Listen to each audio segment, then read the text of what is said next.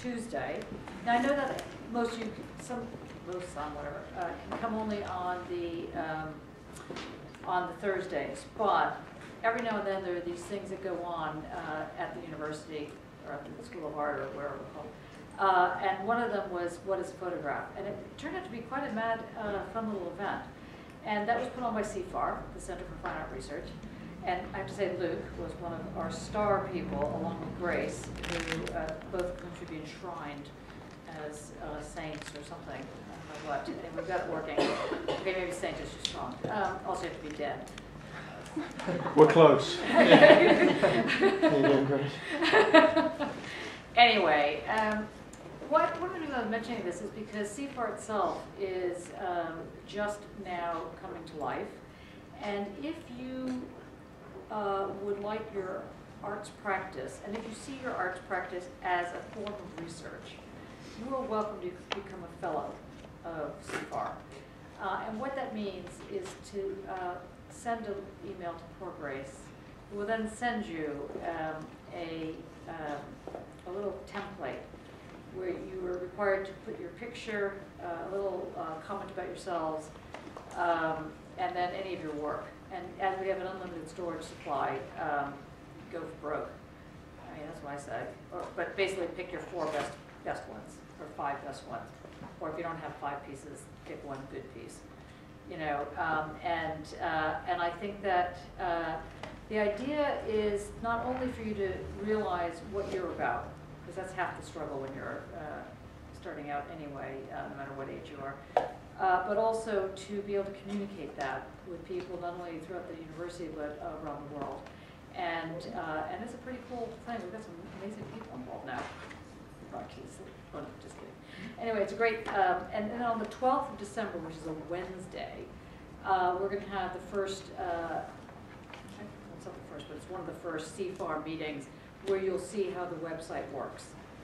And you'll see how the research works. And there'll be a couple of people, including the web designer, to come in to speak. And we'll also have an actual speaker addressing you. So just so you know that this is on the cards. And please, if you have anything and that you are either shameless or actually think it's good, one of two, it doesn't really matter to me, put yourself on.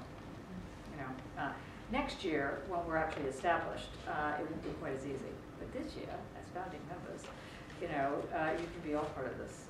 So that's that story. Now, I bet you're wondering about the book reviews, and I bet you're wondering about the essays. Is that a good wonder? Is that a good, solid guess? Now, is everybody here actually taking a course other than Clovis, who is still one of the diehards who comes, despite the fact he's not actually signed up? I have read everybody's essays, with the minor exception of a few of you that put your essay in the MA box, as opposed to my box. I didn't actually know that that box existed, because, see, I'm actually as new as you.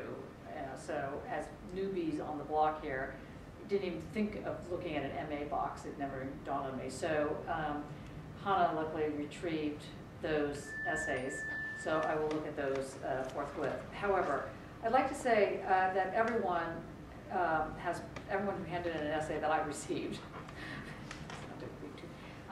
definitely passed. So it was a pass-fail scenario. Now, I would like to have a one-to-one discussion with you, rather than just handing them out, and that's it. I would like to sit down with you and explain to you, face-to-face, what you did right and what you didn't do so right.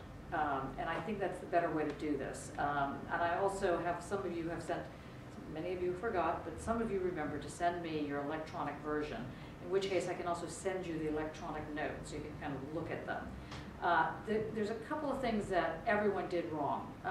One of those things is, well, some of you didn't do it wrong, but you just didn't do it, but as I was printing it out, I did it for you, which is that you have to double space, because I cannot read your work. And that while it is kind of looking like a text from a book, don't do that. Double space, and then when there are quotes, you indent and single space quotes that are longer than 4 sentences or 4 lines long.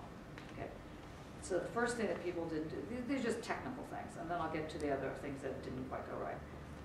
The second thing that people had sort of technical issues with is where to put the footnote. Footnotes do not go in the middle of a sentence, This is not a medical report. You are not doing an ad. This is an academic, sadly, an academic scholarly thing. They go at the end of sentences. And not only that, the full stop, which is a period, you know, it's a dot. The full stop, you call it full stop here, right? Because where I come from, we call it periods, and I used to say that here, you get very embarrassed. Okay, so it's a full stop. Then comes, if it's a quote, then you put the quote mark, and then you put the number. So it goes full stop, quote mark, and then the number. So don't put number, full stop, quote, or quote, full stop, number. Don't do any of the other ones. Just do word, full stop, if there's a quote mark, and then the number. Clear? And then don't do the other thing, which is don't put several numbers. Don't do like footnote 5, 6, 7, 8, 9. That also is terrible. Okay, that's no good. Nobody did that. But actually I had a PhD student who did this. And they failed their final. They failed their Bible. Because there are sticklers out there in the world, which I was that stickler, who does not allow those kind of mistakes at that level. Okay, so just so you know, we're all in this together. As Henry says, in with the love, no, out, in with the anger, out with the love, I think is what he says. So anyway, whatever, be very calm. I go step away from the mistakes. Okay, now, the next thing that's more complicated, what I asked everybody to do was to, within 2,000 max words, some of you did not have time to be brief, and therefore one person in particular, who's not here for this, wrote like a treatise. Okay, don't do that. If you're asked to write 2,000 words, that's because there's something involved with that. It causes you to you know, I don't know if you've ever painted in miniature, you know, or painted in size, or done things with different scales, but if you do it in a little tiny scale, there's something else that goes on, and that's what I was wanting you to do. So for those of you, nobody in this room really went way beyond the word limit, just be cautious about that, because there are all different things that are involved depending on, and that we will call your technology. So Anna, don't get nervous about the word technology here. As the technician, I don't mean it like this. The technology, which I'm just alerting you to the next phase in the course when we start really understanding technology. The technology at one level is a style of existence. It's a way in which you can characterize, you can hang on to your styling. And so if you like to work small, that means one sort of technologies come into play, large, another, something else, three-dimensional, flat, whatever. These bring in all different ways. Okay. But the biggest problem was, and to be honest with you, the reason all of you passed is that nobody actually fell into this in any major way. There were one or two of you that kind of, if a nasty, cruel person had come in and read them, it might have thought you were doing this. But most of you did not do this, but I'm still going to alert you to it. An analytic essay, which is what we're going to do in a minute, an analytic essay, and an essay that says, in this case, write a book review, means do not describe it. Do not describe the argument. Do the argument. Show the argument. Develop the argument. And now what does that mean? The difference is that it's like the difference between a plot, no, that's right, the difference between a plot and the telling of a story. If I want to know the plot of the story, I don't really want to know the whole story. Incidentally, you know, for those of you that were selling books at the table, you know, the other day there were books that were being sold, and I got the pictorial thing of Hitchhiker's Guide to the Galaxy. I was very impressed with myself. So I really loved that. There's lots of sparkles in that. And then the other one I got was a book written by this guy named Sabine something, I don't know his last name, on werewolves. Did you know, it was a very interesting book. I don't know whose book it really was, but it was a creepy book. And did you know that shape-shifting was illegal in the Middle Ages? And you could be charged with shape-shifting.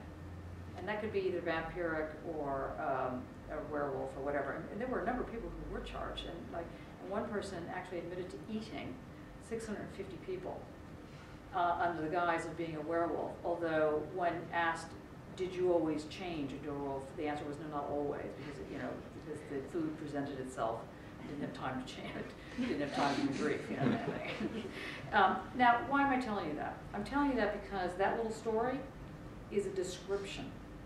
And however fascinating it is, you can use those kind of stories to kick off your plot, but don't confuse them with being the plot.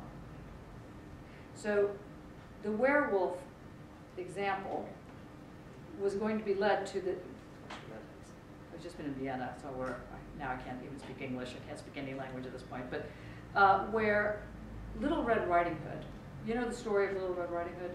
Does anybody not know the story of Little Red Riding Hood? Clovis, do you know the story of Little Red Riding Hood? Everybody knows Little Red Riding Hood. The other day last year, no, a couple of years ago when I was in Greenwich, I asked people if they knew who Elvis Presley was. And there were people who did not know. And that really surprised me. Okay, it's one thing not to know the Wizard of Oz, but Elvis Presley was shocking. Does anybody not know Elvis Presley? Don't admit it. Okay, anyway, Little Red Riding Hood, that story is often told to you. The girl, Little Red Riding Hood has a hood, and blah blah, and she goes off the trail, and she meets this huntsman, and the huntsman, basically lures her into the forest, and she goes off the path, and then by the time she finally gets to grandmother's house, the huntsman has killed the grandmother, and my God, you could just make cups of tea and watch America's Next Top Model 6 times by the time you get to the end of the story. Okay, because actually what it's about never going off a moral path. The Red Riding Hood is the clitoris. It's the virginal person who goes off the path, i.e. has sex, and therefore terrible things happen to you. For example, you meet your grandmother, who turns out to be, as it turns out in the olden days, a shapeshifter, which I think is very interesting. That's why I was telling you about shapeshifting. I learned that in the Sabine book. But anyway, so the story of Little Red Riding Hood told as then she went here, and then she went there, and then she went there, is only helpful in as much as it tells you the plot. And then what your job is to do is to basically argue why that is in fact the plot. Because maybe it has nothing to do with the Tauruses and virgins and shape-shifting. Maybe it has to do with buying mobile phones and learning how to do something completely different. How do you know, or how do I know that that's really the plot of the story? And so that's why it's such a hard task, because it's not self-evident. And the way you know is, it's not a big thing, is that when you start telling the story of the plot of the story, as opposed to the story, it starts following. It starts making sense of what's going to come next. You know as the writer what sort of, you might not know the very end of it, but you'll know what comes next. And so you can see how the build happens. So you're just building. That's all you're doing, just building. And I hear that Daniel told you how to build a philosophy essay. You start with God, you get to the middle of reason, you end up in art or something like this. Anyway, Daniel, that bad. Anyway, but that's true probably. Helped him, I guess. Anyway, do you have a question? No, no questions. You're just scratching. Okay. So it's the lice problem, right? Okay. So the problem is to figure out how to do the plot and not the story without losing sight of the story. So that's the next part of the plot issue. So if I tell you the plot of something, but I tell it to you in such a way that it could be anyone's plot, then that's not so good either. So nobody fell into this issue, actually, believe it or not, and that's amazing, because people often don't know how to do that, and I think that that's a credit to you and to where you are at the moment. So I know you're having nervous breakdowns about doing the essay, but here's the next thing. And we keep the door shut, and I know this is being broadcast on the web. Everybody. But I've asked the higher powers, which isn't God, it's Henry, whether or not, God, Henry, you say potato, I say potato. Anyway, whether or not you can have an extension. Yes. She hasn't told you the answer yet. Now, if you're willing to pretend that you're full-time students, sorry, Luke, you have to, know, be a full-time student. And you are a full-time student. What's the date that it's due? January 10th or something like that? Yeah, I think so.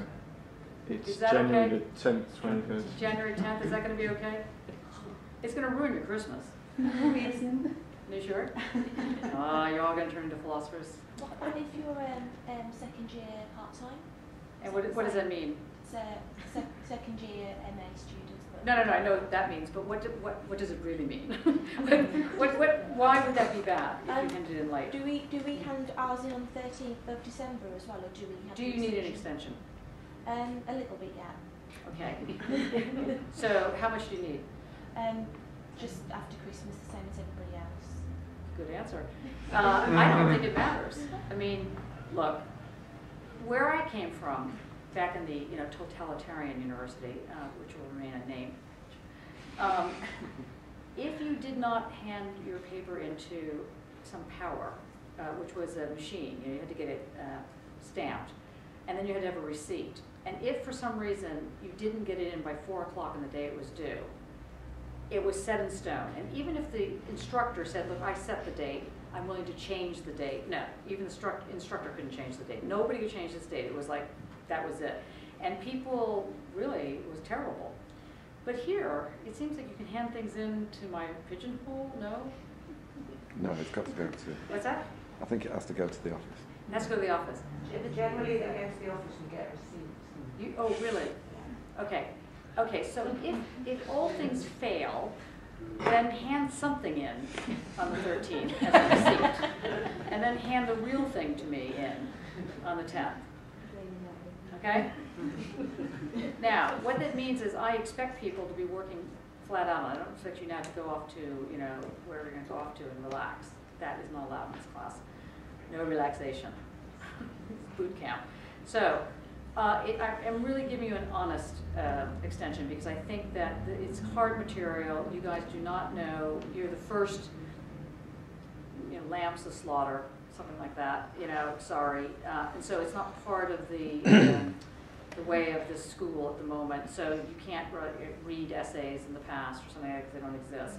So that's the argument I've made. That's what I'm sticking with. Okay. So I think that if you need the extra time, you can have it. Does anybody need the extra time? Everybody needs the extra time. Yeah, Lisa does? Okay, but then you can't have any more extra time other than that extra time. Okay, that's the end of the extra time. Okay?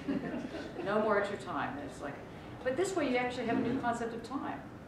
You have a concept called extra time. Serious, I'm quite serious. When we get done timing meditations, you'll see how this works, the notion of extra time. Oh, I know it's cruel. Okay, so now, I know. Okay, so now what we're going to do today are two things. One is I want to go over each question. I want to know who's doing which question. By this point you should, because you've already had a nervous breakdown, you should know which question you're doing. Now some of you might be between questions, but you should have at least 1 or 2 questions in mind, which ones you're doing. I'm going to go through each one. If there's a question on there that no one's doing, I'm not going to go through it, because I really want to go through the questions. Now, some people would consider this, I don't know, giving away the answer, but there is no answer, so there's nothing to give away. But I believe in collaborative working, and I think you guys should talk to each other, and you should really hammer it out together. Okay? However, you have to hand in the papers individually, and they can't be the same paper in different hands. Okay, I will catch that. Okay, so you can work together day and night on this. In fact, I expect you to work day and night on it. In fact, when I was a graduate student, we didn't have shoes. No, I'm just kidding. But we have what I call the graduate student clock, which is you work 24 hours a day and you take time out to eat, to sleep, and to have fun, but very minimal fun. So when you went to the bathtub, you took your books with you. You never didn't work on your work. You were a graduate student. That's what you are. Okay, so I think you still are. Okay, so I expect you to be working on this. Okay, sound good? Sound fun? Sound exciting? Excellent. Yes, let's have a party. Okay, it will pay off. You'd be surprised. One of these days you'll be walking around going, wow, that makes sense. Okay, you might be 2,000 years old, but it'll still do it. I mean, Daniel was telling me, he told me that he told you guys that he had sat in classes for years and didn't understand anything. Said, yeah. Anyway, okay. The the other thing we can do first is I can then do the lecture first. And the lecture is on negative dialectics. What would you like to hear first? Questions? Negative dialectics. Questions? Questions? Okay, so let's do negative dialectics. Okay. No, just kidding. I'm going to do a little bit of negative dialectics, and that way it'll lead me into a question. Okay? This whole course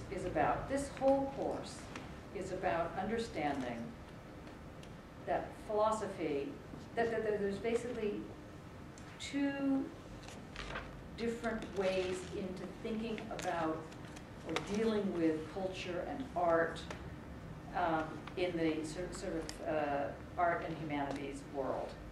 One is through philosophy, and the other one is through sociology.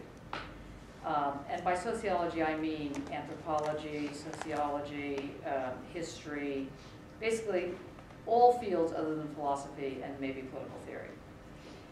Now, the reason I say that is because we're not doing sociology. Bad, bad, bad. That's not happening in this group. We're doing philosophy, we're learning logic, but it's a very specific kind of logic. It's a logic that allows you to see differently, to grab things differently, to be able to smell things differently. Now that's a very different kind of logic, and that's a kind of logic that you normally only find in philosophy environments, in poetics, or maybe literature. That's about it, really. But I'm very committed to getting you to understand it. And in that group, there's basically two types of method. There's the dialectical method, and there's the rhizomatic or discursive method. And this semester we're doing dialectics, and next semester we'll be doing rhizomatic. Simple as that. Questions so far? Good. Okay, so in the dialectical method, the reason dialectics is so important, and the reason we probably won't get out of it, and the reason, as I was saying to Simon earlier today, maybe we don't even want to get out of it, I don't know. The thing about dialectics is it allows one to make an argument, not a description, an argument that you know is the whole argument and not just your opinion, because it deals with the totality, T-O-T-A-L-I-T-Y, the totality of the problem. Another word for totality, bad word for totality, totalitarianism. Good word for totality, universal. They're both saying the total, the whole picture. Totalitarianism, I say, is a bad word because it tends to talk about the glory of masses, and that leads to a type of political ideology which we will call fascism, which is called fascism. Now, there's a lot you can learn from fascism. I don't want to overrate it because I don't think it's a good thing to overrate it, but this world, our world that we live in, economically produces mass. And it's very interesting that it does this. Mass cars, mass hysteria, mass media, mass. Unlike any other time period, for whatever reasons, that's the primary way in which it presents the world, the social. So this mass can go one of two ways. Well, it could probably go one of many ways, but there's at least two on the table that are very different ways. One is democracy, and the other is fascism. And all systems that provide mass tend to go to fascism. They literally tend to reproduce themselves toward fascism, and I'm going to explain that a little later. I just want to throw that out so you hear it. Now, the people that were concerned with fascism and thought it was not a good thing were obviously not the Nazis. They thought it was a good thing. And there was a person who was the head, let's say, philosopher of Nazism, and his name was Giovanni, as in Giovanni, Gentile, G-E-N-T-I-L-E, Gentile. And he wrote a book called The Theoretical Basis of Fascism. This book, in the olden days, when the British Library was located in the British Library, as opposed to in the teaching hospital that it's located in now, when it was located in this beautiful British Library, you had to, I think I told you this before, you had to go to a special room to read anything that was sexual. And it turned out also anything that was fascistic. You had to keep your hands on the table, which was fantastic. You know, you gotta wonder about the British culture, but anyway, I digress. Anyway, and this was called this was called the something room. Gosh, can't think what it was called now. Anyway, it's called some room. It was a room you had to go to. It was a big room. It was like 4 times the size of this room. It's not like a little tiny closet thing with a door, you know, thing. But so you had to keep your hands on the table. Literally, someone would come around. You could only work with a pencil. Sometimes you had to wear gloves. Not because the books would fall apart. It's kind of more like where were those hands last? I mean, it was very bizarre. Anyway, in this section of the reading room was Gentile's book, except it wasn't there because that book apparently in the war was bombed. And you got a little slip of paper from the British Library that said, "Sorry, we can't deliver this book to your table because it was bombed in the war." It's fantastic, you know. So just so happens when the bombs were falling in London, it hit that book. Okay, it missed a lot of the other ones, but it did get that one. You know, that's how powerful that book is. I can see why they removed it. It's a very powerful book. And what Gentile basically argues is that fascism is not a dictatorship. This is the creepy part about fascism. People agreed to fascism. That's what's so awful. I get goosebumps when I tell you about this. People agree. They agree to this. They don't necessarily, you know, think about all the people that were agreeing to support Romney. Now, Romney, let's say in the best sense possible, was presenting a fiscally conservative position. That would be the best way to read him, and that's the only thing I can think of for why people would conceivably want to vote for him, despite the fact it was clear that he was supporting the far right, or the far right was putting him forward as their guy.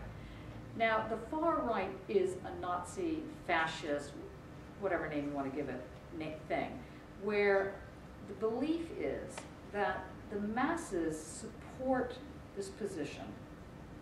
And then what happens is that it's somehow, I mean, it's almost like it's stirred but not shaken, or shaken and stirred, or something like that. What's presented then is this sort of bizarre combination of myth and little bits of reality with lots of dishonest things in it. I mean, you can look at any propaganda on a fascist level, and it's always involved with these kind of various lies, semi-lies, stereotypes, this kind of thing, racial stereotypes, cultural stereotypes, whatever. It's fascinating on that level. And for whatever reasons, they don't seem to stick in a negative way in a fascist ideology. They just kind of come together and they create this thing where the society is understood to be able to function, and it would even be able to function better if it could just get rid of the things that are interfering with the making of the total environment. So the masses agree with this argument that what's the matter with society is that there's just a few bad apples. And these few bad apples are not the corporate raiders or anything like that. These few bad apples, they come together, and all you have to do is get rid of them, and everything's okay. Now, the few bad apples mean that your notion of totality, so you have a society, which is the social, which is the whole, the total, and you got to get rid of, and when I say rid of, I mean kill, get rid of the bad apples. You can start small. Always these groups start with immigration, always. The immigrant is always someone that's come in like a rat, ready to grab food and also bite you when you're not looking, and run off again. This is the image. And there are groups that become the rat group, the Jew group, the Muslim group, the gay group, And in the Nazi world, I mean, Hitler came up with the triangles, as I mentioned before, which were actually a square, but he was so into efficiency that if you take a square and you divide it in half, diagonally, that's how you get the triangle. And it was the most efficient way to use material, which is fascinating, actually, when you think about it. I mean, gotta get handed to these guys. They're just so nutty. Anyway, and you had pink for gay, male, pink for homosexual, black for lesbian. Now, that's not because lesbians were considered homosexual, like as they gay or sexually oriented this way. It's because they were considered mad, because there was no category for lesbians. So the women that were lesbians, let's say, they were just considered crazy.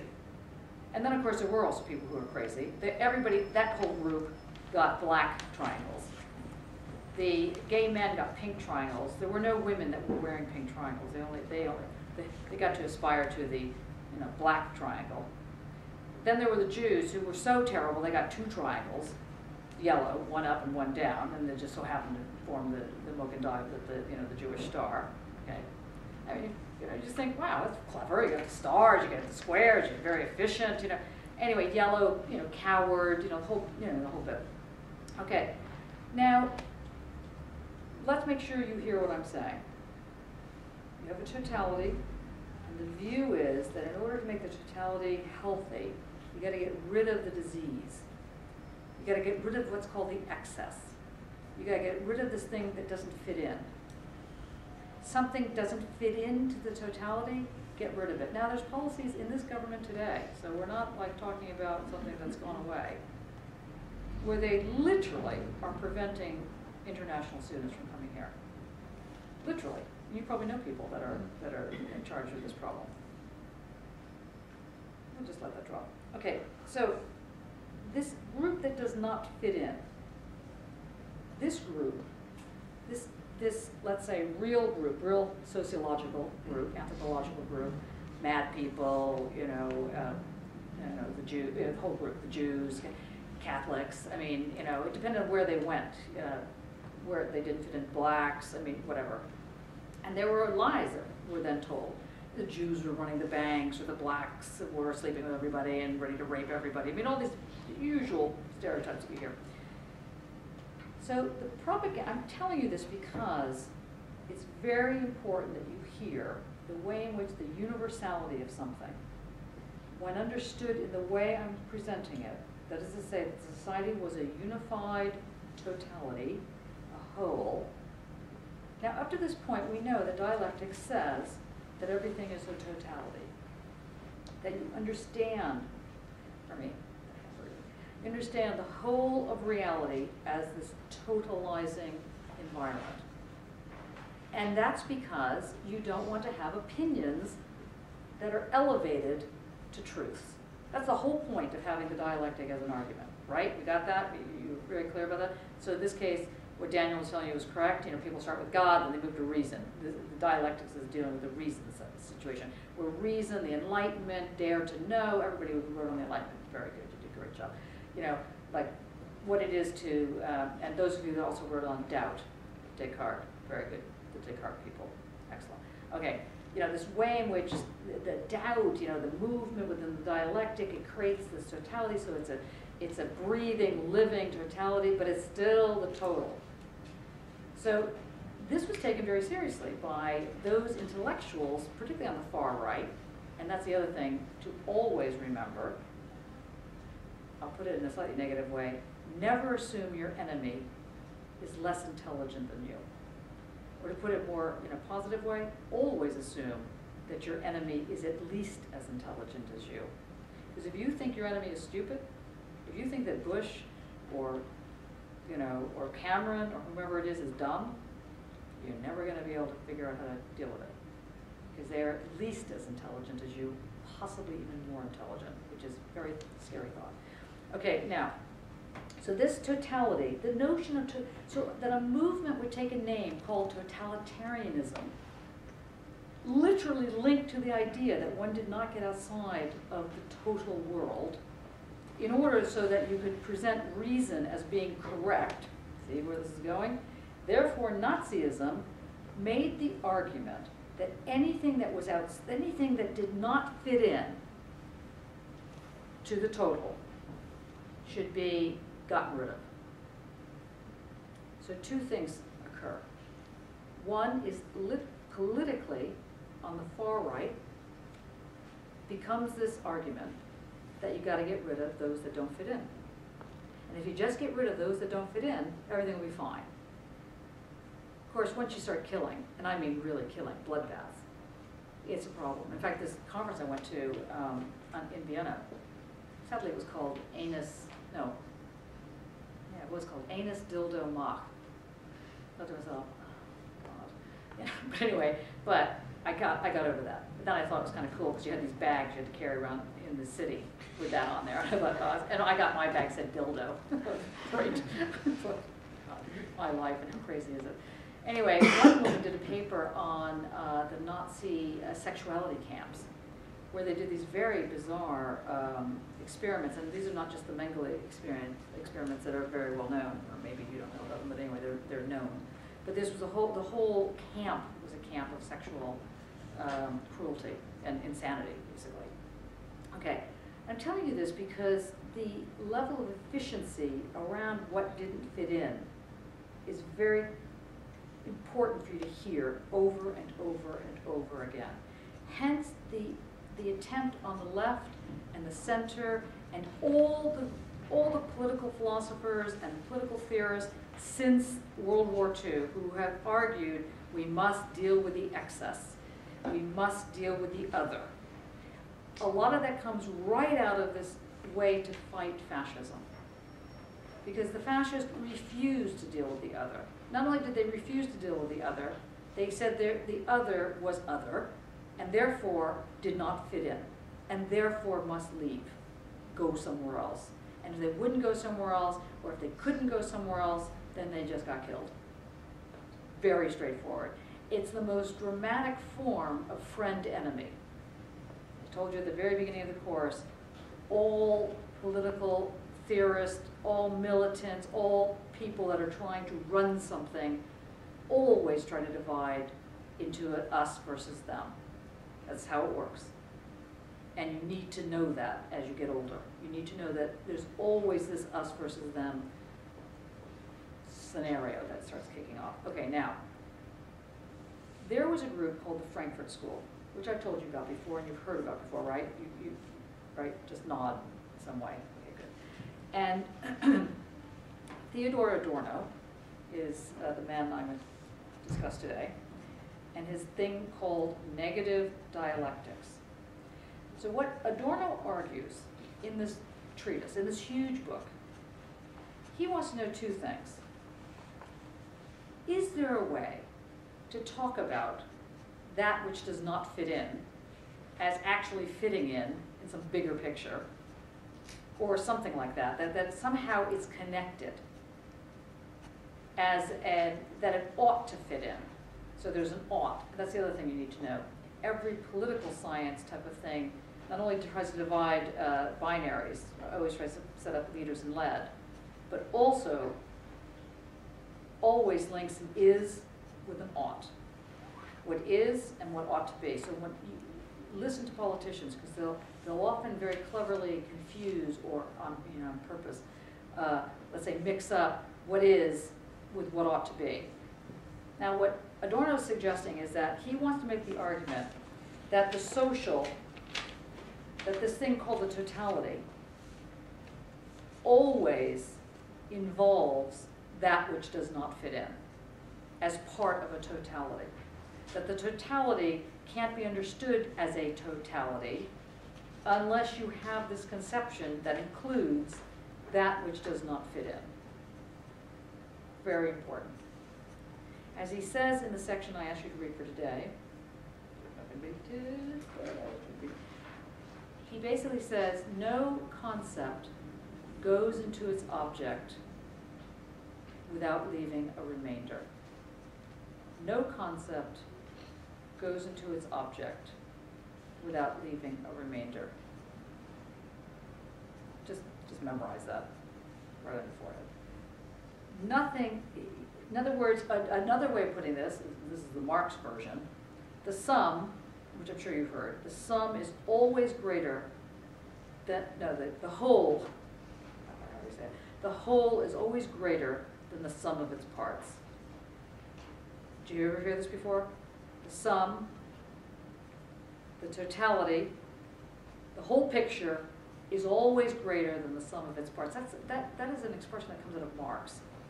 Because what he's saying there, and Hegel actually, what they're saying there is that in the dialectic, if you actually added 1 plus minus 1, thesis plus antithesis, you would just get a tautology.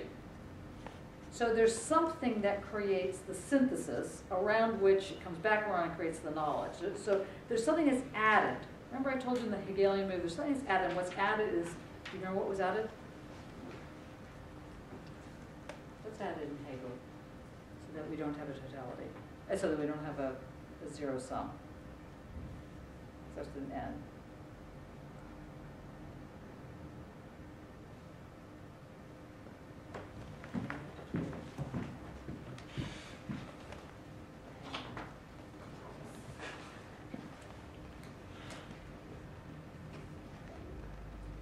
Okay, starts with an N.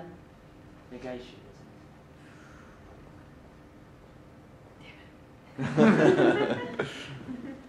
Negation or nothing. Nothing is added. The nothing is added, and that gives you room for maneuver. So that's very important. Nothing is added. And so the nothing is added that gives something its movement. Or another way of putting it is movement is added. And so the sum, the entire picture always is bigger than the picture that you got in front of you. Okay. So Adorno says a concept does not go into its object. He might actually say it the other way around. He might actually say an object does not go into its concept. But the point is that something does not go into its other thing without leaving a remainder. There is a remainder, and this remainder is both not part of the story, but also not part of the story. So the thing that doesn't fit in, the thing that is left off, the excess, both isn't inside the story, isn't part of the totality, but also isn't away from the totality. There's only one thing that can be in that situation. That is not part of the thing, but is also not part of the thing. Can you think of what it is? Starting with an S?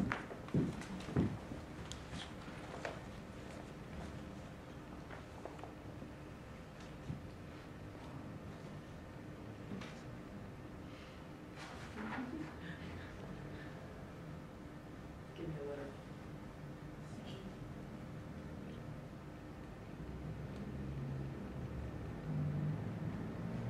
Leave it across so you can see all the dashes.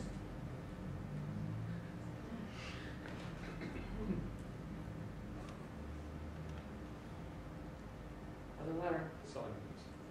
What? Silence. Silence. U. B. Sublime. Sublime.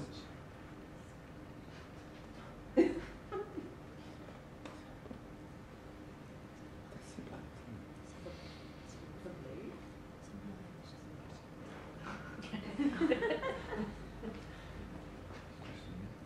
a letter, not a word. I.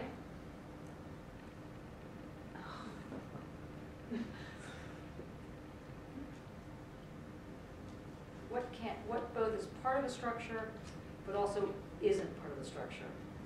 They can't live without being connected. Who said that? Grace. The PhD student said that. Okay. Surface. Yay. Okay, surface. The surface, now think about this. Think hard about it. The surface is both part of the structure, but it isn't the structure. And if you peel off the surface and throw it somewhere, it doesn't live in this world. So the surface only exists when it's attached to the structure. When it's not attached to the structure, it doesn't exist. So, but it's not the structure. The surface is not the structure. The structure is the structure. The thing that makes it become what it is, in this basic fundamental sense, that's the structure. The surface names something. I say paint the surface. What are you going to paint? You can paint everything that hits the air, you can just paint the top, what are you going to paint? Anyway, it doesn't matter what you're going to paint, because the idea of the surface can be anything that in this example is facing air. That can be the surface. And as I mentioned way back when, in the beginning of the lectures, Leonardo tries to explain how you paint a surface. That's Leonardo's very big on. So go to his notebooks, how to paint a wave. Very, very important. Anyway. So Adorno says, when you think about a dialectic, just like this table, has a surface. And the surface both is part of the structure, but isn't part of the structure.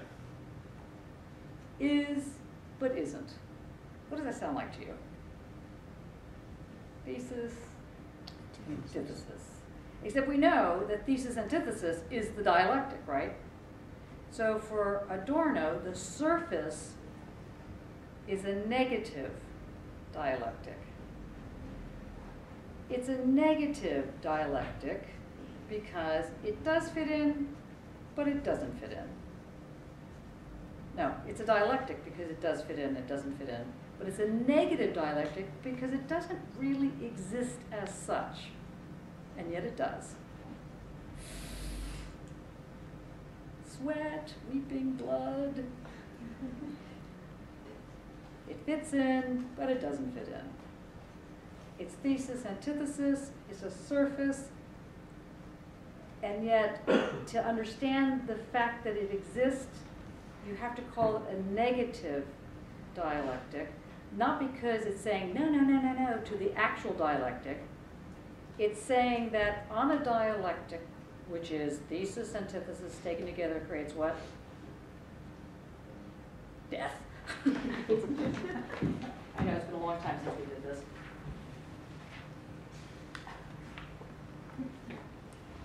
We have thesis, we have antithesis, right? They taken together creates what? Synthesis. Synthesis, very good. And then what happens to the synthesis? Supplement. Well, no, this sublimation happens at this section. Either the thesis gets sublimated into the antithesis or the other way around. And then that makes the synthesis, and then where does the synthesis go? It goes back around and does what? Becomes the ground. Very good. This is Hegelian dialectics at its most straightforward. Okay, and that becomes ground. And then once it becomes the ground, it gives meaning to those two parts, right? This famous becoming back around, or coming back around, has names to it. Becoming, it has transcendence. Of course, if it's transcendence, then it's sort of going the other direction because it's rising. But anyway, transcendence, immanence. But what Adorno's trying to say is that he wants to say this is a surface. This movement is creating the surface of the dialectic. Because see, I'm drawing it in a kind of flat 2D way. A, because I have a crummy drawer, and B, because I wouldn't know how to draw it even if I tried, because it's really a very odd dimension. So this surface that comes back around and creates the ground, that's dialectical negation. Blood, tears, sweat. Got it? Because you see, Einstein's going to take this and run with it. So make sure you go play with this a little bit. Make sure you get real comfortable with that which doesn't really exist but kind of does. That which doesn't fit in but actually does. It fits in because it's the surface. It's part of the total because it's the surface, but of course it's not part of the total because you could get rid of it and it would be there. There'd be some other surface. So it fits in, but it doesn't fit in. It's dialectical in this relationship. So what he says in negative dialectics, he says two things, given that, first of all, how well are we doing with this? I'm lost. So what's under the surface? What's the surface made up of? Is it structure. Like, so, is this the word surface? And the idea is it an onion and you peel it off and there's is it onion? Ah. Continuous surfaces, or is it hollow underneath? Think table. Okay, we'll do it like this. since my back is bad, we'll just pick up the pillow. Odd. Look at that. I don't have that on either. Anyway, pillow. Okay. Now, what's the surface of the pillow? Fabric. What? Fabric. Not really, because the fabric actually has a surface. So in fact, the surface is the very last layer. So in that sense, onion. The very last layer that exists as the last layer because of the structure that it's attached to. If this were attached, if you could, let's say, in some magical way, take the surface of this and take it off and stick it somewhere else, that's fine, but it wouldn't mean anything because this has no meaning once you rip the surface off of this pillow. So what is the pillow then? I don't- Okay, the surface is, let's say I say, I'm a very superficial person. What does that mean to you? If I say, you know, I haven't got any depth. haven't got any depth, right? And so when you meet someone who's really superficial, how do they kind of present themselves? Like me. I don't think so. So it's sort of like what you see is what you get. Because the surface, superficial, is just, that's what you can get at, right? It's not complex on this level. It's not, don't overthink this particular aspect of the problem. You have to overthink the dialectical thing. But the surface is simply the last bit, right? And what makes the last, you don't know. Before what? Of the structure of this thing, in this case, pillow. So, Can you give us an example of how that works as a dialectic? So when you've got... no, I can. But let's just get down to the idea that what is a surface? Okay, let's pick out surfaces. Okay, wait a second. We've got a question forming in the back. Well, would it sort of be like when an artist, a writer, a musician makes something, they can put all sorts of intent into it, they can put all sorts of things they wish to be read, but actually then when the viewer comes to it, they read it bringing with their own knowledge and their own experience, and so that makes a surface. It's not really part of it, but is actually at that point in time part of it, because it... Yes, forget about the audience. We're just talking about the picture, the sculpture. So does the surface only exist because of the thing it's a surface to? Yes. And once that surface is gone, It doesn't doesn't exist exist. because the thing it was a surface to is still there within the surface. Yes. So if I ripped this off and threw it somewhere else, I would get in trouble. But besides that, that would no longer be the surface to this pillow. It would have gone somewhere else. And this pillow would have another surface. Less good looking, though there's an argument to be made. Okay, right, so you can see that this is the surface to this pillow. Forget about the viewer. So there's another hand up. Joe, you had a question? I think that person answered it. I was just thinking, if you have a structure, does the structure need a surface? It has nothing to do with need, nothing to do with want. It just has. It just has it. Basically, it was like Luke said, it is like an onion, a never-ending onion. When you peel it, you just get the same surface as it goes on. Yeah, the reason I went like my face was because an onion, okay, I'm not really someone that knows these things very clearly, but to me an onion, the layers happen, that they happen kind of internally. So you have, it keeps going down, down, down. And what I'm trying to get you to think is up, up, up. So think from the middle of the onion, or the core of the onion outward. So it doesn't really matter if it's an onion. In fact, I think the onion throws you because it's obviously the onion has peel to it. Think of a tree. And the tree, what's the surface of a tree? Bark. So if I ripped off the bark, the tree would still have a surface. It would just have a naked surface. It would no longer have the bark as a surface. The bark no longer would be its surface. It would be somewhere else. The bark would have been the surface because that's the outside layer.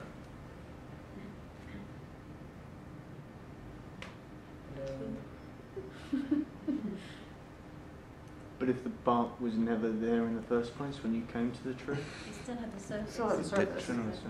And then it would be a barkless surface. think it right? gets confusing when you give the surfaces a name. Surface it's a metaphor. Whether it's bark, covering, paint, Cover, it's right. a surface. Eh, A surface is what? Surface to missile. Yeah, Simon? It isn't just a surface, is it? Because what it's doing is it's got movement to it, and it can be called a number of things. No, So bad. it's, We got, shh. No, don't go there. You're right, of course. But we have to get this side of the room to catch up with this side of the room, okay? So just be quiet for a second. That's right. Just, I'm just a little. It sounds like, because some Buddhists thought of this thing, the Yes. surface. yes, that's correct. Yeah. Okay, but while it is important that it was thought of in different environments, what does that mean? What does it mean to have a surface? Can I ever have a surface without having the surface attached to something? No, It's got to be a surface attached to something. The something is until we get into quantum physics, but anyway. But the surface is simply that which is attached to the structure. The Say, surface is just surfacing a structure. just surfacing a structure. It's like the surface of it. It's in the surface of the structure. But if you take it off the structure, surely that surface then becomes another structure with its own.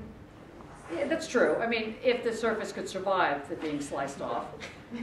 Yes. You lost me. It's Surface is just a core or just a name? What? A core, is just a name, it's a surface. It's just a name. Yeah, it's just a thing named surface Yeah. that we now rip off, throw somewhere, and now there's another thing that's called the surface because it's Yeah. now just immediately replaced that which used to be the surface. And what was the surface is no more the surface. That's right. What was the surface? No more the surface. We got rid of that, but we couldn't get rid of the surface. No matter how we pulled it off and pulled it off and pulled it off, there's still a bloody surface. Okay, until you destroy the object altogether, and then there's nothing.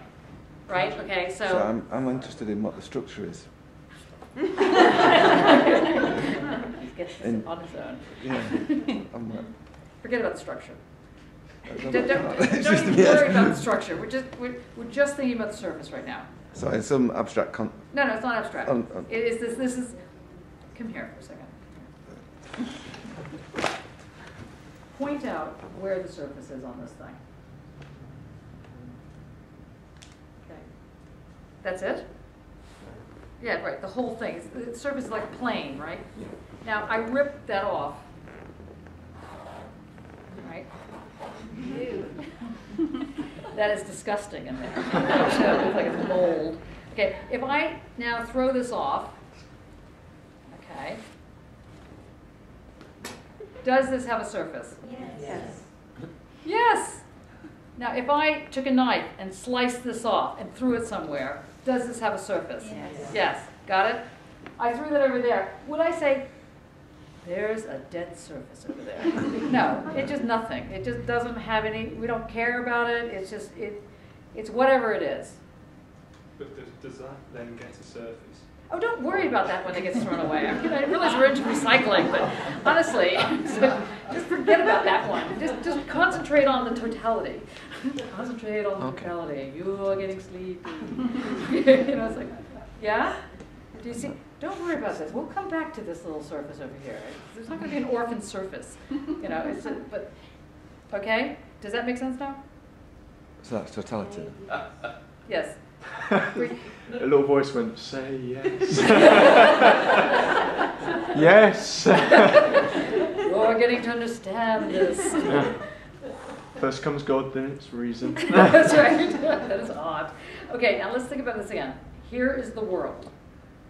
I am God. And I'm showing you what I came up with. Here's my design. It's called Earth. Okay, and this is the world. This is reality. Okay, I'm showing you this is all of reality. Everything in here is all of reality. Yes. And then if I took off the surface of reality and threw it somewhere else, this would still be reality, only without that thing covering it. Is there an infinite amount of surfaces, and we're assuming Until we the keep- structure's But dead. actually taking the surface away doesn't remove anything from the reality inside. Not really, but sometimes you can take so much of the surface away that you don't have any more reality. When that happens, you've kind of ruined the picture, right? So If you keep different- taking the surface off, then eventually, if I kept saying, well, now we're going to slice this and throw it away, now we're going to slice it again and throw it away, now we're going to slice it, till finally we have this little tiny thing, we have the flea circus, and now we're going to, now they're going to sit here and do all those little tricks. No, at some point, you killed the structure by removing the surface. So the surface is important, but let's not overdo the importance of the surface. No, not yet? Peeling a potato. Oh, for heaven's sake. What is wrong with the example I'm giving? Okay, it is like, Anyone got a potato? Yeah.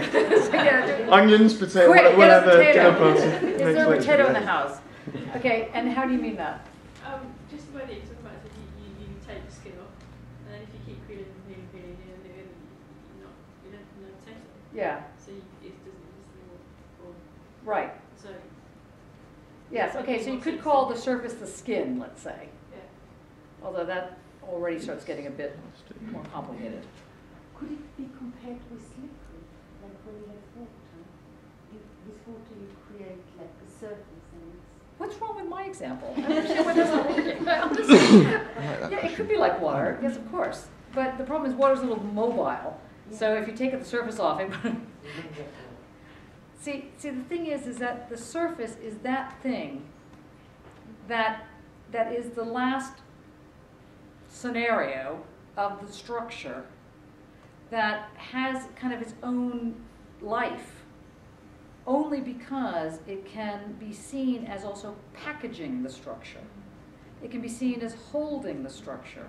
It can be seen as covering the structure. Or, in the case of Adorno, it can be seen as that which is the name of that which comes around and gives meaning. That's the surface. So I was going to say structure. Even I'm getting finished here. Okay, so Adorno's calling this thing that goes around, that's a surface. But just like reality is dialectical, so is the surface. It's just negatively dialectic. So whereas the dialectic, is, when I say positive, I don't mean like it's happy. I mean that it has a presence, it has a weight, it has a structure. But it turns out that this movement also has a structure, but it's structured in a different kind of material fabric.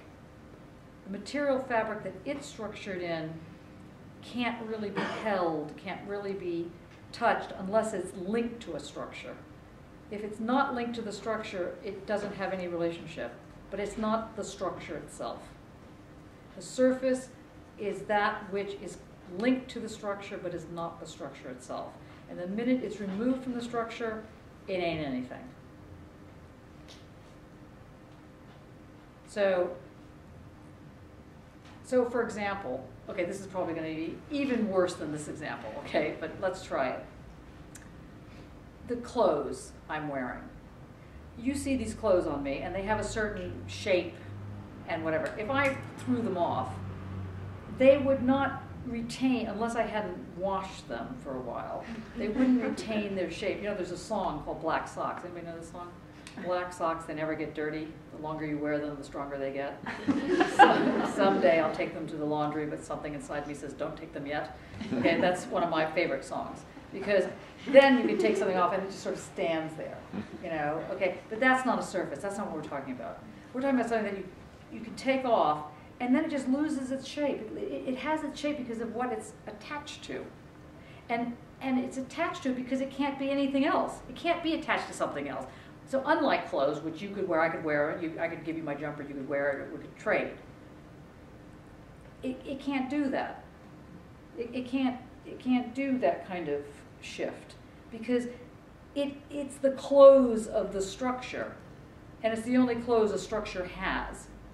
Once you rip off that bit, then whatever clothes it has next is just going to come from the next level, or the next layer, in that sense, onion or potato.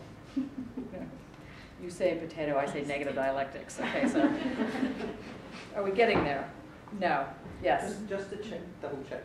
Does it does actually diminish the structure when the surface is removed? In the example I'm giving, it does diminish the structure. However, in negative dialectics, which we haven't quite gotten to yet, it doesn't really, because it's, I'm asking you to think almost mathematically here. Not so much abstractly, which you might think is what is being said, but rather mathematically, in the sense that once it's removed from the structure doesn't shrink. It's not like it's actually being ripped off the structure. Does that make any sense? Okay. Yes, it does. No, does it? So it's fine. If there's nothing, there's nothing. So there's no surface, but there is a surface. Okay, so it's not making sense. It's not nothing. Okay, so nothing is, in fact, when we really think about it, made up of something.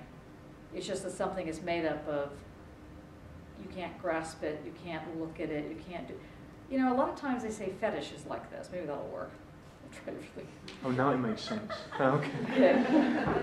You know, because once you try and grasp it, it no longer exists as what it is. It can't be grasped in the same material fashion. Forget about the fetish thing. Is it like the shine on a car?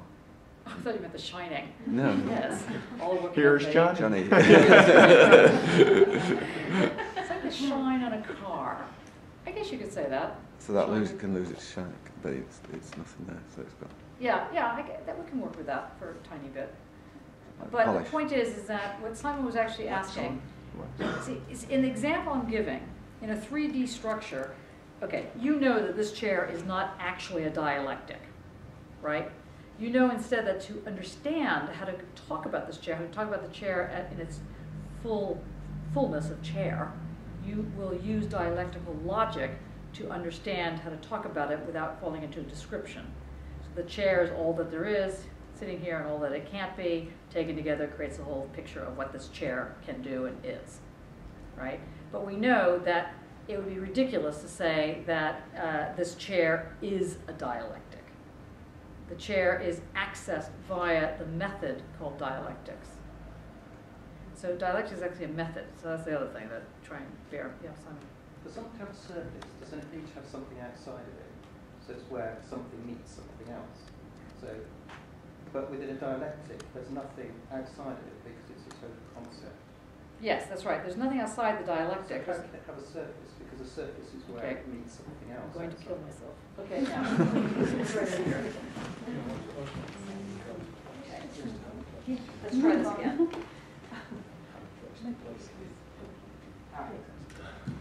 All right, let's try this one. Okay, we know the famous thesis, or let's call it thing. And what's on the other side of the thing? Anti-thing. No thing.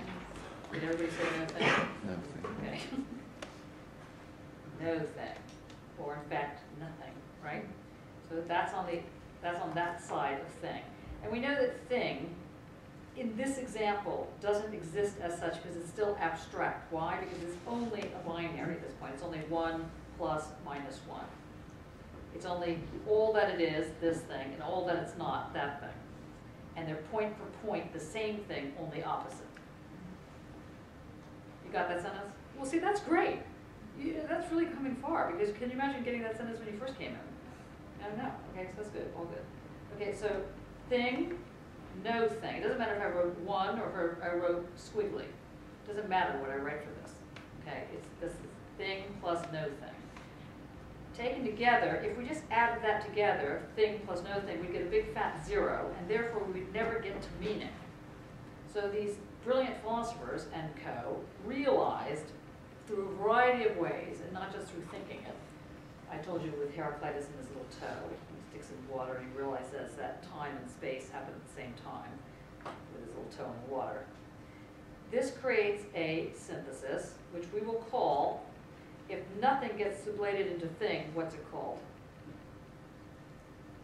If this gets sublated into that, what would the synthesis be called?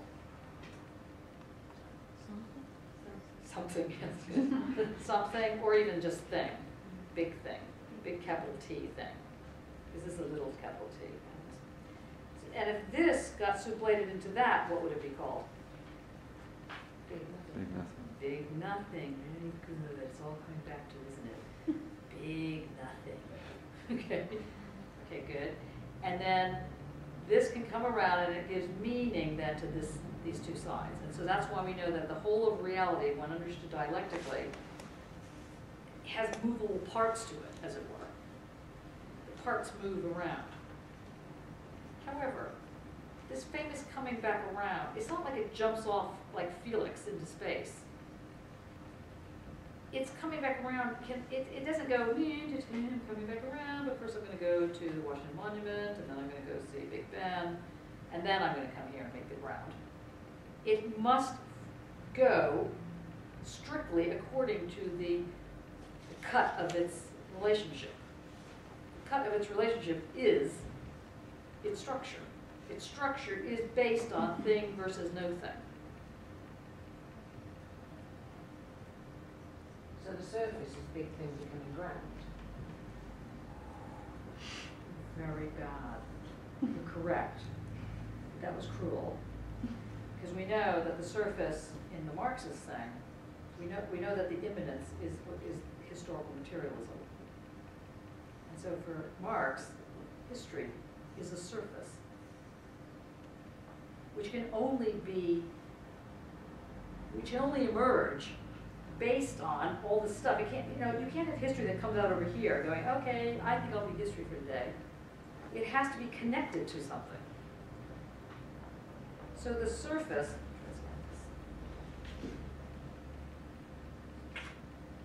okay, let's do this. So we have thing, and on the other side we have no thing, nothing. And that gets, let's say nothing gets sublated into thing. So that's one tiny movement within this. Without, of course, not enough, and they're not happening one after another. It's not like first thing that happens is it gets sublated. Next thing that happens is it goes in the, they all happen at the same time. It's all happening simultaneously. There's no space between this. There's no like, now I'm going to do this and now I'm going to do that. It's happening at the same time. That's the feature about the dialectic. That's to make you think that time is dimensional. As opposed to demented. It's dimensional. Time is wide. It has tones to it, let's say. All right. So let's say nothing gets sublated into thing, and so it becomes Thing. Big thing. Big thing, or as you put it before, something. Okay, so now it's something. Okay? And something comes back around and gives meaning to these two sides. And Marx says, well, that's all very well and good, but we know for a fact that if the world were simply moved via the concept, you would never be able to tell what was good and what was bad. Fascism could come into play, and there'd be no way to critique that any more than critiquing anything else that comes into play, because it's all the movement of the dialectic. And that's why Marx says, look, you're not wrong. The concept is important, but you've got to shift this so that you realize that the ground isn't this just sort of dancing around going da-da-da-da-da, and then becoming the ground. This way, this is stronger than it looks, this little movement, this little surface. The dialectic has a surface, and the movement that comes around is what is going to be called negative dialectics, or history.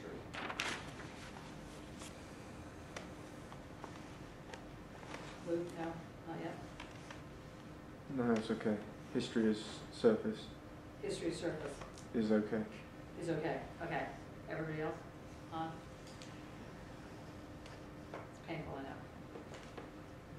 know. Getting there? Somewhere? Making sense? Okay. So, yes, breathing. So Adorno says, back to our fascism, he says, look,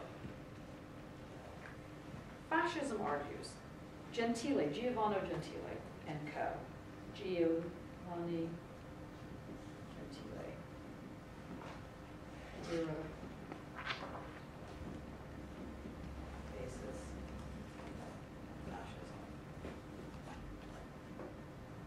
Giovanni Gentili argues is that you have the dialectic, you have the totality, you have the full picture, and that in creating the full picture, one never turns that dialectic on its side so you think of history. You keep it where it is so that the ground is always incorporating whatever is coming through via the economy or whatever. So the mass, I'm not explaining this very well. Forget that because it's just too complicated. The way I'm explaining it is not appropriate. It's going to confuse you. Let's just say that what Gentili is saying is that anything that doesn't fit into this movement that creates the fullness of the full circle of the story of the social, sociology, the logic of the social, should be gotten rid of. And what Marx and the Frankfurt School, well, Marx wasn't even around during the fascist moment, but I mean, what the Frankfurt School is saying and what everyone says after that would call themselves on the left or liberal or whatever, says no. The excess is part of the social. And you know, even today, you have liberal policies around multiculturalism. And what they're saying there is that even those people that are literally seen as other are still part of the social.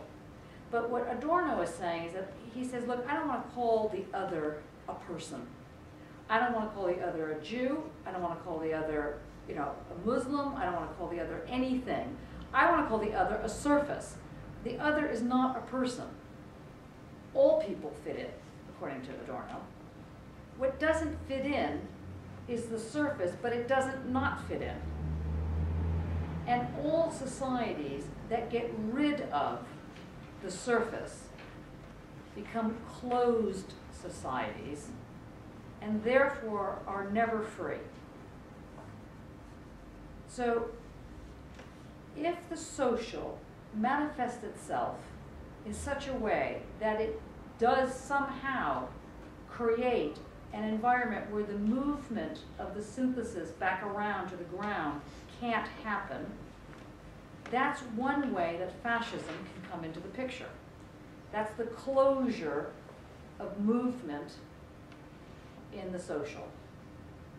That's the closure of movement into the social.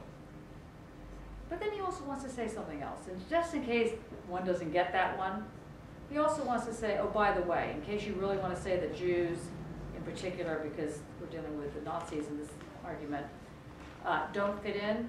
And so even though he wants to say, look, you know, the other is not a person, the other is not a social group, the other is not women, the women's movement, the black movement, that is not the other.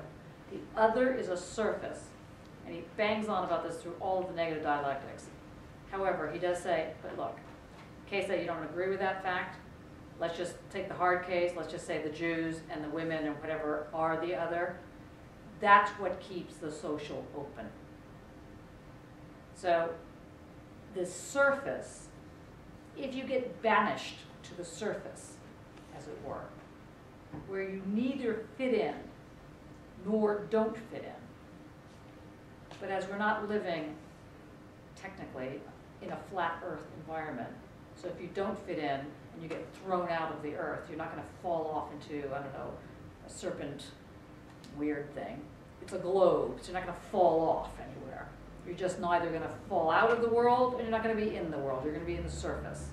And even in that case, you've got to have a surface. If you don't have a surface, you won't have movement. And if you don't have movement, you can't have free flow of ideas. And if you don't have free flow of ideas, you will only ever have fascism. So that's where he's going with this. I know this is tough, but it's question number 3. Yeah. Was it you, when you were explaining it, you said that they were in the surface, so you weren't saying they were on the surface. They are the surface, is really what I mean. That clarifies it, you know. Oh, good. In a way that it is the surface, not right. The surface is. Yeah, the surface isn't really an onion in that sense. People become, a different way of looking at it in today's world, which may or may not clarify it, looking Tori to tell you this. For those of you that are more fluent in computing, for example, and with all these ridiculous, like the Ken Burns effect. Did anybody know about the Ken Burns? Do you know what this is, the Ken Burns effect? Anybody ever heard of it? In photography. When the Mac first came out on Photoshop, not Photoshop, on iPhoto, or the equivalent of whatever it used to be called. It wasn't called iPhoto, but whatever it was called. You could make a slideshow, and it would kind of do this weird thing where it would, kind of bring the picture close to you and then bring it farther away and stuff like this. That was done by this guy, invented by this guy named Ken Burns, who it turns out is actually a fascist. Anyway, in the U.S., and he is a Confederate. He used it for the Confederate Union, and so he used for slavery, and I mean, today. And the reason he invented this, it goes the story, is because he really wanted pictures in the Civil War of the Confederate flag to be waving and to show how you could do this. And so he invented this effect that would allow a pixelation to happen in a very specific way, so that the surface that you would see, the photo is just a surface, and this photo has depth to it. There's nothing, I mean, later on as we get into computing, you'll see that there is no structure to the surface, there's just the surface. But anyway, I won't go there so far, but the fact is that the surface can have a thickness, can have something that can have a kind of a depth. So you can be in the surface and on the surface. You can be of the surface. You are the surface.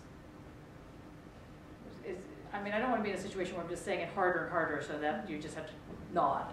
So that being a gay Tory. A gay Tory. So you're in this, you are the surface, but you're out. Okay.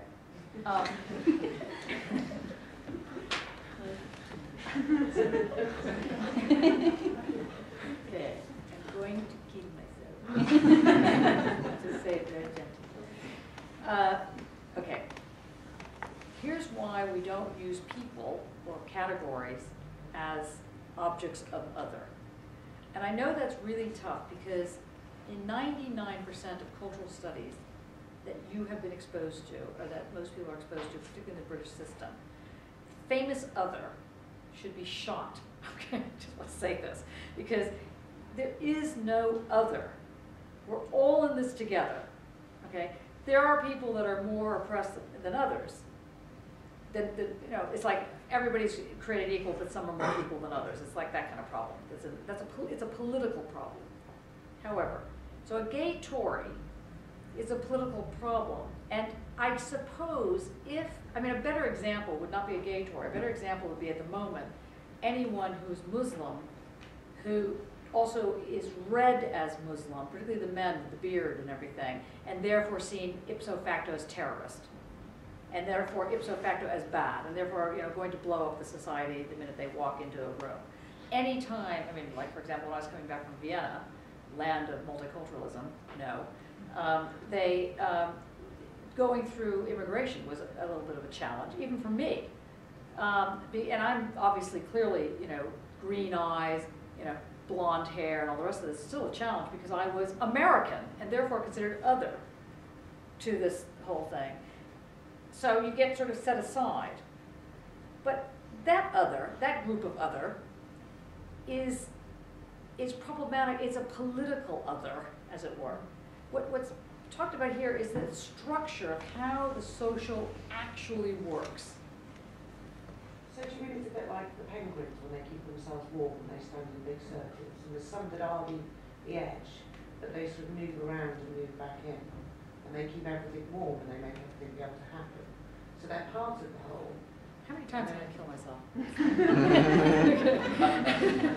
That's very interesting. Huh, never thought about that, but no. Okay. It's a very interesting image.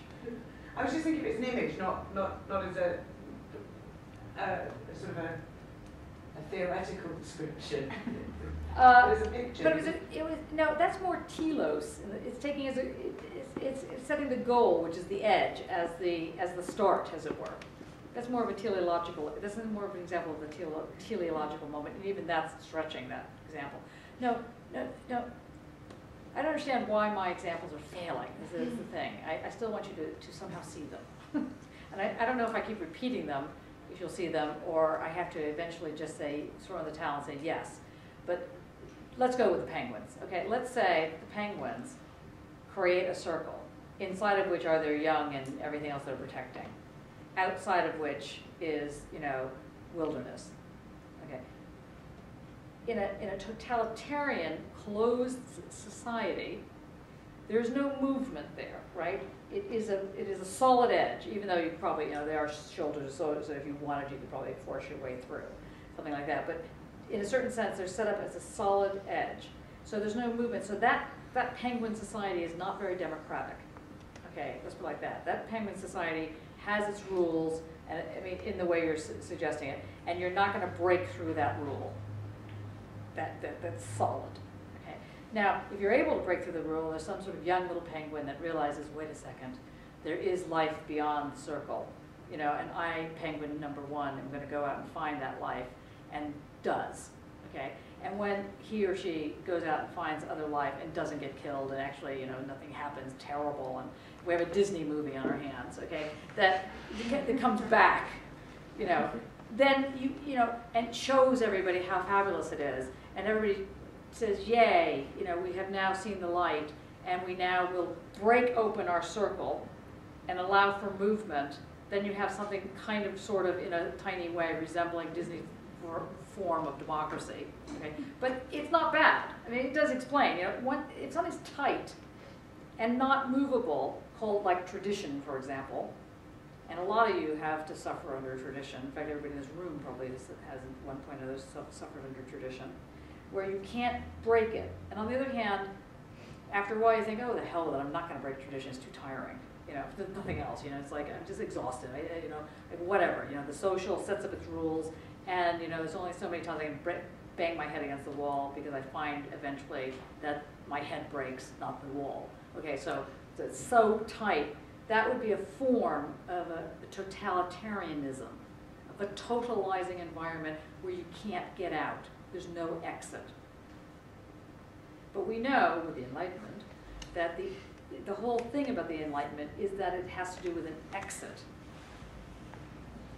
Breaking through, knowing that there are ways in which you can break through, knowing that the surface is not a tight, solid block of ice, like poor little Houdini, who, when I was like 9 years old or whenever they made this movie, I saw this movie. You know who Houdini is, the magic guy? Does anybody know who he is? Anybody not know who he is? Okay, one person does not know who Houdini is. Very unbelievable. Where have you been? Okay, does anybody want to explain who Houdini is? He's an escape artist. He was an escape artist, yes. He used to chain himself up in all these mad things and throw himself in a river or something, and then he actually practiced, and he could always get out of his bonds somehow. And they did a movie. I forgot who starred in it. Anyway, he was some good-looking, dashing young man who didn't have any pectoral muscles. I'll never forget this, because later on, when you see the new forms of Houdini, they're all like the steroids and like these things. But the real Houdini was this, sort of skinny little guy who was able to get out of all of his bonds. But one day, he had an appendicitis. Goes the Hollywood movie. I'm sure there's some other nefarious thing that goes on. And he couldn't get out of his bond, and he had been thrown into icy water, and he kept trying to break through the ice underneath, and he froze to death and died. That's my upbeat story. What's yours? Okay, so the thing is, if you can't break through, you die, or you conform. Conform or die. Fascism. Okay, so what Adorno is saying is, on the one hand, a surface must remain fluid, so that people, in whatever shape and madness that they have, can break through to have another surface, to form a different surface. Because the surface will always be the expression of the social, of the sum of the parts, except it's always greater than the sum of the parts. But it's still the sum of its parts, just greater than. The surface is greater than the sum of the parts. So, which is written like this.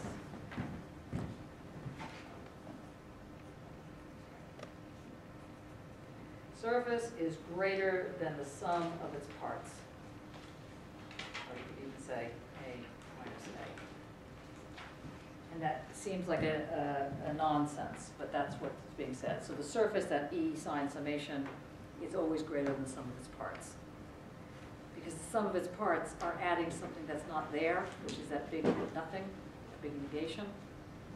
So Adorno is saying that if the surface seizes up and becomes, in fact, the sum of its parts, if the surface can no longer be greater than the sum of its parts, but is just the sum of its parts, you got fascism. And or another way of putting it is you have the seeds for which fascism can easily grow. So the more a society is able to divide between between friend and enemy, yes and no, black and white, male and female, Muslim, Jew, whatever the story is, the more you can do this, the more difficult it is to have a movable surface. The more difficult it is to have the sum being greater, having the surface being greater than the sum of its parts, having the whole being greater. The more you're able to divide and create a binaric environment, the more difficult it is to maintain the openness of the social. So the Enlightenment keeps saying, breakthrough, dare to know, dare to be wise. Someone was writing about that dare to be wise business. I thought it was quite good. Okay, breakthrough. But if you think that the other, which is to say the surface around which you're trying to break through, either A, doesn't exist, or B, shouldn't exist, or if it does exist, it should be solid, then you've got a fascist situation, and that's what Adorno's talking about. And then he goes further to say, okay, so let's talk about the surface. This surface is, in fact, doesn't really exist, but it does, it doesn't, it does, it does.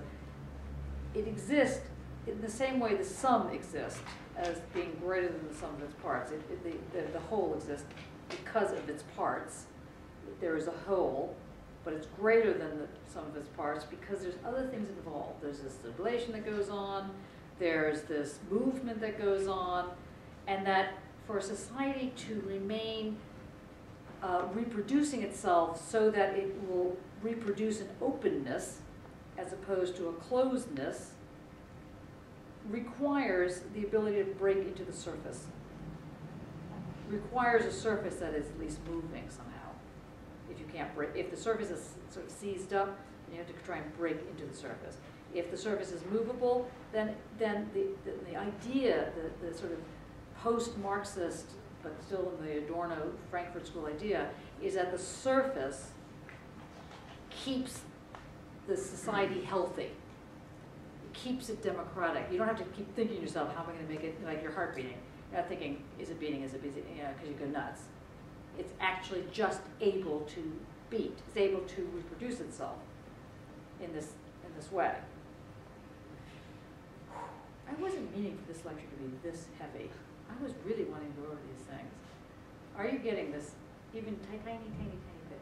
You need to read a little bit of the Adorno in order to really hear this more than you may be hearing. What are you hearing at the moment?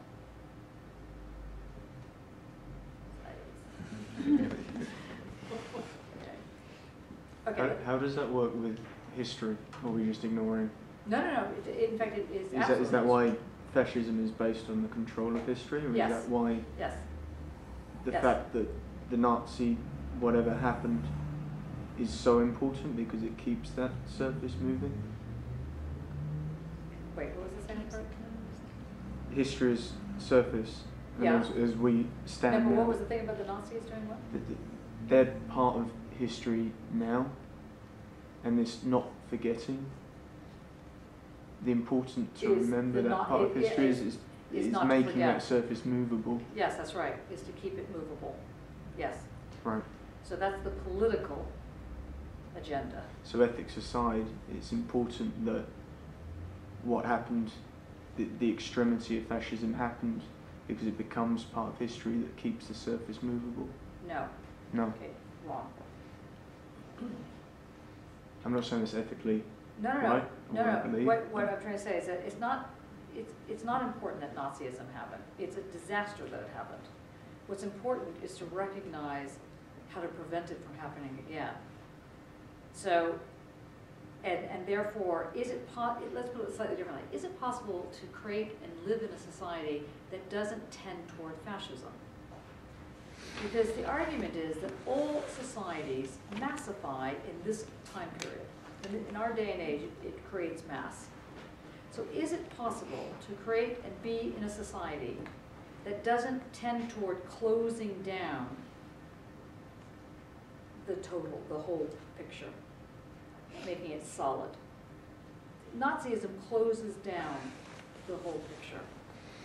But it's part of that surface. It can't not be part of that surface. That's right. It can't not be part of that surface. But what it's doing, it's like angina. It's clogging up the veins. It is part of the surface, but it doesn't have to be part. It's part of the surface because that is the historical moment that has been produced. But it's not inevitable that it's produced. Fascism is not inevitable. What's inevitable is massification, given this kind of system. But there's different forms of massification. I mean, there's democracy and not perfect democracy, but let's say, whatever, different forms of democracy. So there's different types of massification. You don't have to go to fascism just because there's a mass production going on due to the relations of production and whatever else is involved. So, to put it slightly differently, there's nothing inevitable about having a dictator or having a fascist environment or having genocide. There's nothing inevitable about that. It's a political process that happens because of interactions that people make happen, and therefore it galvanizes a certain type of thing and becomes part of the surface. So, hey, did you ever see Tetsuro? Probably pronouncing this probably. But if you don't have movements and there isn't those things, then something like fascism does become inevitable. Yes. And fascism does become inevitable. You have to have sort of not a full stop on movement, but there's got to be some restrictions to movement. Yeah, see, now here's the next problem, because if everything's moving all over the place, then you have a form of anarchy that is going to be problematic too. It kind of goes back to the Enlightenment, like. Yeah. So the leader, like you do what you want, but obey by the rules. Yeah, you can do what you want, but if everybody did what they wanted, and what they wanted didn't sort of fit with the general will, as it were, or the general good, then you're going to have a problem. Is that cruelty thing that you were talking about? Is that cruelty Yeah. then emerges? So finish it. How do you mean? You were saying what Johnny was saying about the you can't do whatever you want, and if you did, that would be cruel. No. If you did, there would be consequences. But it's like there's always consequences in what you do. But some consequences are more horrible than others. So if you decided to go running through the street, through the Santa Claus moment that's going on there, the mad monster Santa Claus that's out there, and you decided to just yell and rip it up and pee everywhere and stuff like that, you would be considered a public nuisance. Unlike the Santa Claus that's there, but anyway, you would be considered this nuisance, right? So you can't do that, and but you could actually do that. It's not like someone has a gun to your head saying, "Luke, don't run around peeing everywhere, especially on the Santa." Nobody's saying that. But if you did that, you'd get arrested.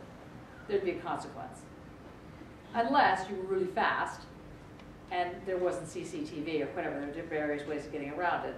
In which case, that you could go do that, but then you could withdraw and go somewhere else. Okay, but that's a different issue than a society that expects a free exchange of ideas.